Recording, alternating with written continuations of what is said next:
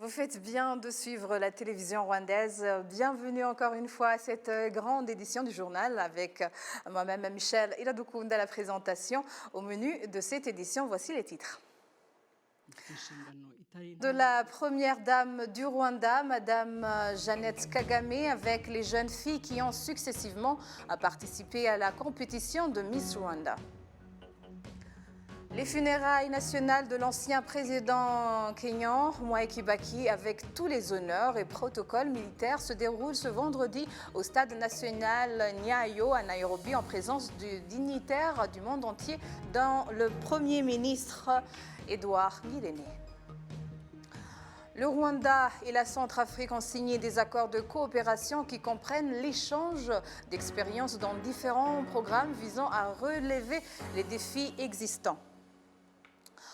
Un incendie déclenché par une fuite d'oxygène inévitable et un équipage au comportement non professionnel presque 6 ans après l'accident de l'avion égyptien reliant Paris au Caire. Le dernier rapport des experts est accablant.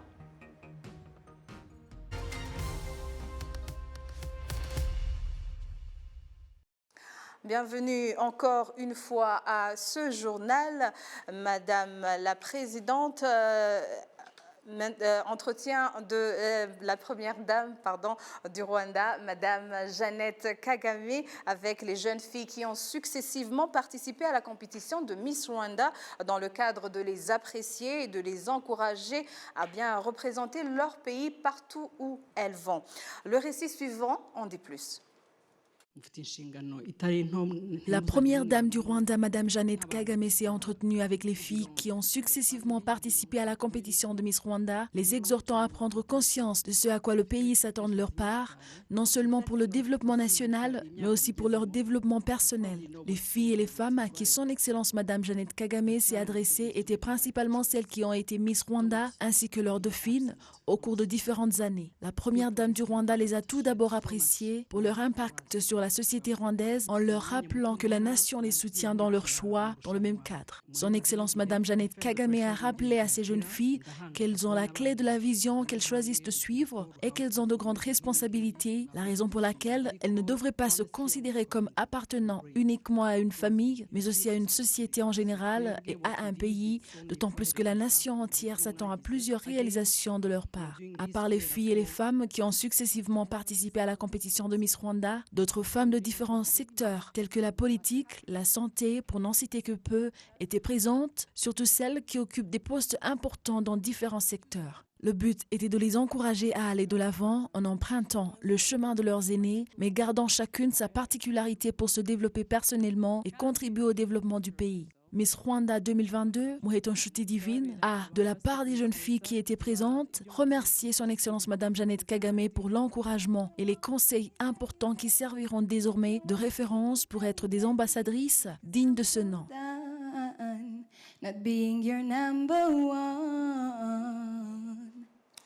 Les funérailles nationales de l'ancien président kenyan, Mwai Kibaki, avec tous les honneurs et protocoles militaires, se déroulent ce vendredi au stade national Nyayo à Nairobi en présence de dignitaires du monde entier, dont même le Premier ministre Dr Edouard Ngirente. Il est décédé le 21 avril dernier à l'âge de 90 ans.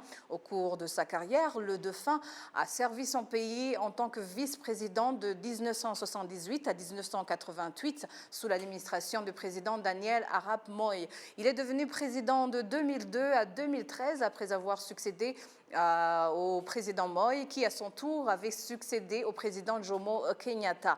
Le premier président fondateur du pays qui est décédé en 1978.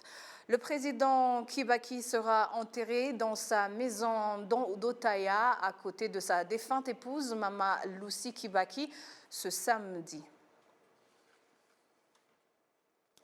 Des experts et des chercheurs agricoles et d'ailleurs se sont réunis à Kigali où ils ont eu des discussions sur les développements agricoles dans le but d'augmenter la production et la qualité sur le continent. Malgré les sols fertiles, l'Afrique importe chaque année des denrées alimentaires d'une valeur de 35 milliards de dollars. Patrick Nyiledandi nous fait le point.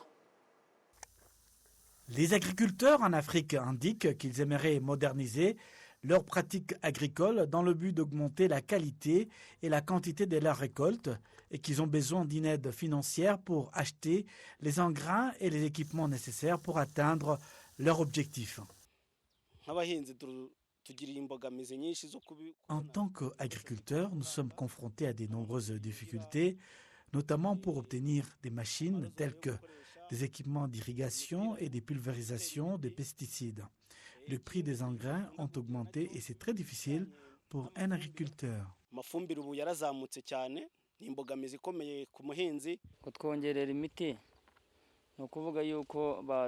avons besoin de soutien pour obtenir les pesticides nécessaires pour pulvériser nos cultures parce que des insectes nuisibles ont augmenté. C'est tout ce que nous demandons au gouvernement.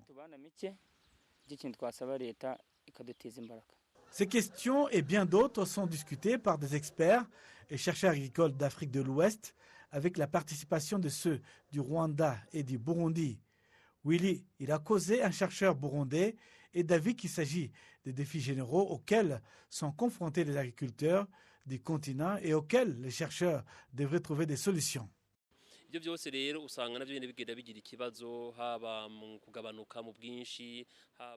Tous ces problèmes se traduisent par une baisse des niveaux de production dans la qualité des produits africains. Ce sont des défis couramment rencontrés par les agriculteurs africains et c'est pourquoi les chercheurs devraient trouver des solutions à ces problèmes car nous sommes dans des pays où la croissance démographique signifie qu'il y ait moins de terres à cultiver et plus de personnes à nourrir, ce qui n'est pas un bon équilibre. Un expert doit se pencher sur la question.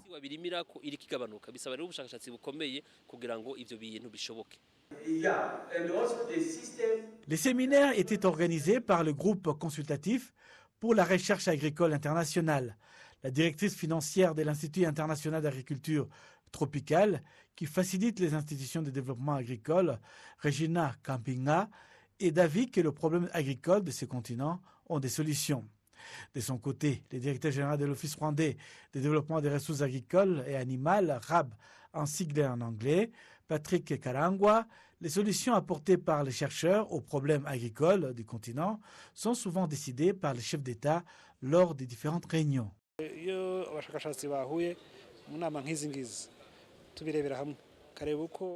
Lorsque des chercheurs se réunissent dans des conventions comme celle-ci, nous évaluons et analysons les mêmes situations. Nous analysons comment différents développements technologiques résolvent les problèmes partout dans le monde et ce qui concerne l'Afrique doivent être corrigés par les chefs d'État avant de leur mise en œuvre. Les accords de SDG ont été signés à Malabo et à Maputo et les responsables se rencontrent et discutent de la manière dont ils vont lutter contre la pauvreté. Si nous décidions collectivement de lutter contre la pauvreté et que la communauté internationale a collaboré, ce serait un objectif tout à fait réalisable.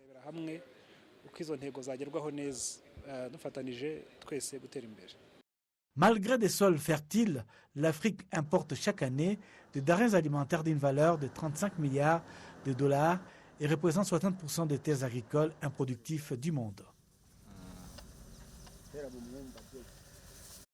Selon le ministère de la Santé, le taux de croissance démographique du Rwanda ne correspond pas à sa taille et à sa capacité, raison pour laquelle le gouvernement concentre ses efforts sur la promotion des programmes de planification familiale. Patrick Nyilidandi pour plus de détails.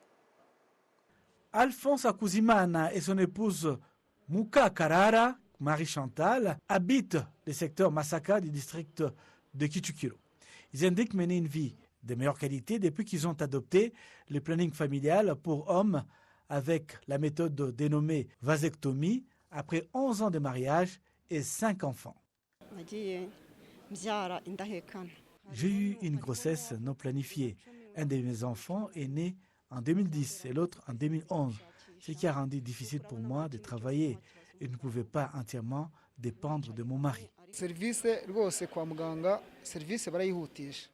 Quand je suis allé à l'hôpital pour faire ma vasectomie, j'ai été bien reçu et les services à la clientèle étaient bons. Le médecin a pris le temps de tout m'expliquer et grâce à cela, j'ai pu éduquer d'autres hommes inquiets lorsqu'ils abordaient la question. La plupart d'entre eux étaient curieux de connaître son impact sur ma vie sexuelle et ma réponse est sans appel. Pas de problème de ce côté-là. Aujourd'hui, j'ai inspiré au moins 18 hommes de mon voisinage à subir une vasectomie et leur famille prospère. Cependant, l'accès au service de planning familial, pour certains, reste un défi. Il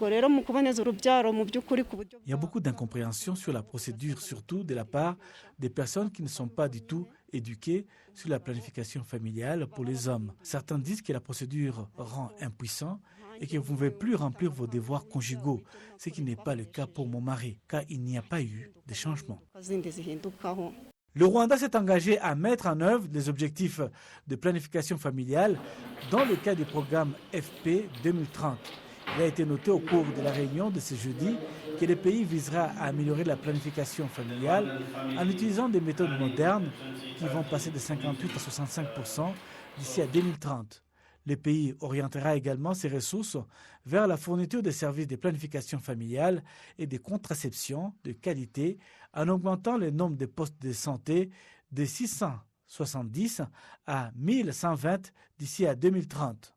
Le secrétaire d'État en charge des soins de santé primaire, Dr Tarsis Punga, a révélé que le gouvernement du Rwanda accorde la priorité au programme de planification familiale en raison de l'urgence dans ce domaine. Selon le ministère de la Santé, 3 autres options de planification familiale doivent être fournies par les cliniques en plus de celles existantes. La représentante de l'UNFPA au Rwanda affirme que l'organisation s'est engagée à soutenir les programmes sociaux dans le pays. Il a ajouté qu'il est primordial de sensibiliser la population générale sur le sens du planning familial. Une initiative mondiale visant à encourager la population mondiale à participer au programme de planning familial a entraîné une augmentation de 66% de l'utilisation des méthodes modernes sur le continent africain, passant de 40 à 66 millions. Le Rwanda et la Centrafrique ont signé des accords de coopération qui comprennent l'échange d'expériences dans différents programmes visant à relever les défis existants. Ce sont des accords qui renforceront davantage les relations des deux pays, surtout qu'ils ont presque la même culture et même histoire. Ces accords de coopération entre le Rwanda et la Centrafrique ont été signés par le ministre de la Fonction publique et de la Réforme institutionnelle du côté de la Centrafrique, l'Agence rwandaise de coopération et le programme des Nations Unies pour le développement en Centrafrique. Dans le domaine de coopération, entre autres la sécurité sociale, les assurances maladie, la démobilisation, le programme de démobilisation et de réinsertion. Mais nous sommes aussi mis d'accord de continuer la coopération, d'élargir la coopération parce que la délégation a eu un grand intérêt, par exemple en ce qui concerne la digitalisation de beaucoup de services, surtout les services rendus aux citoyens. Le service de gestion, par exemple, du personnel de l'État, par exemple, pour la digitalisation aussi de la gestion des fonctionnaires, mais aussi beaucoup d'autres domaines comme la jeunesse, l'encadrement de la jeunesse, un pays qui sort des conflits. La jeunesse est toujours très vulnérable, donc aussi partager notre expérience comme en tant que Rwanda, le chemin que nous avons pris, surtout la cohésion nationale qui est très importante pour la stabilité durable et le développement durable d'un pays.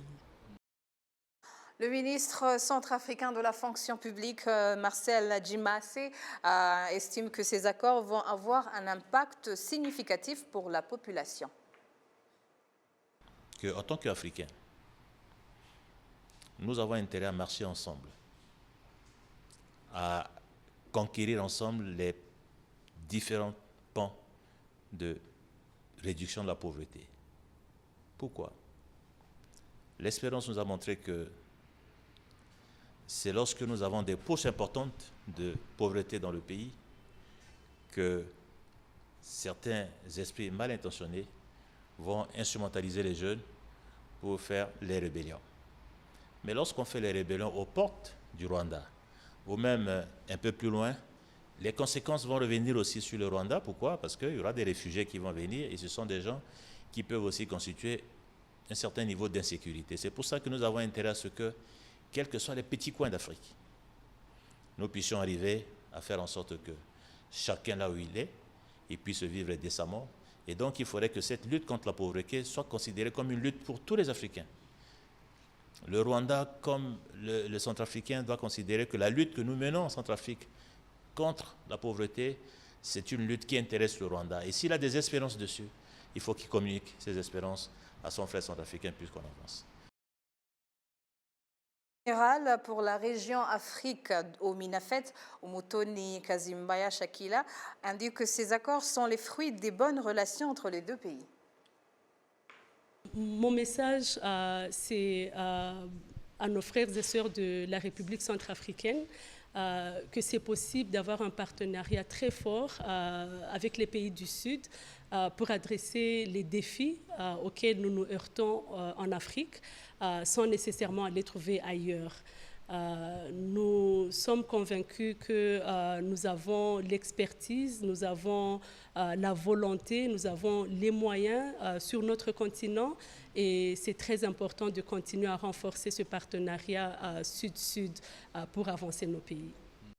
Pour le représentant résident du PNUD en Centrafrique, Dasingwa Laurent, ces accords vont permettre l'amélioration du bien-être de la population centrafricaine. Un memorandum of understanding entre les trois parties, à savoir le gouvernement de la République centrafricaine, la République du Rwanda et le programme des Nations Unies pour le développement. Ce MOU rentre dans le cadre d'autres accords de coopération entre les deux États que nous, en tant qu'agence de développement, le programme des Nations Unies, voulons porter. Nous avons défini pour le moment 5 domaines, à savoir la transformation digitale, à savoir les mutuelles de santé, mais qui focalisent sur les fonctionnaires, et le désarmement, la démobilisation et la réinsertion, nous avons une expérience avérée au Rwanda, toutes les questions de financement du climat et d'autres domaines que nous allons essayer d'élargir, notamment la gestion des finances publiques, la plateforme Irembo. Vous voyez comment au Rwanda aujourd'hui il est très facile à travers l'outil digital d'accéder à tous les outils qui nous rendent la vie très, très facile. Oui, nous avons dit on peut changer le narratif en Centrafrique. C'est un pays qui est en crise, mais c'est un pays qui peut se construire. Donc c'est pour cela que nous sommes ici. Pourquoi aller très loin alors qu'un pays qui est juste à côté, à 2 heures de vol, qui a du développement bien concret, ne peut pas s'appliquer. Donc voilà pourquoi nous sommes venus signer le MOU avec Madame l'ambassadrice Christine du Rwanda Corporation. Et je pense que c'est une innovation pour notre pays et pour le PNUD. C'est ce que nous essayons d'encourager, que les États membres, surtout en Afrique, puissent travailler ensemble. Voilà un peu l'objectif de notre passage ici. Le Rwanda et la Centrafrique avaient déjà signé des accords de coopération dans plusieurs domaines, principalement la sécurité et le commerce. Et c'est ici que prend fin cette édition. Merci de l'avoir suivi au nom de toute l'équipe qui a contribué à sa réalisation. Moi-même, Michel Iladoukounda, je vous remercie et je vous souhaite un bon week-end et une bonne poursuite des programmes de la télévision rwandaise.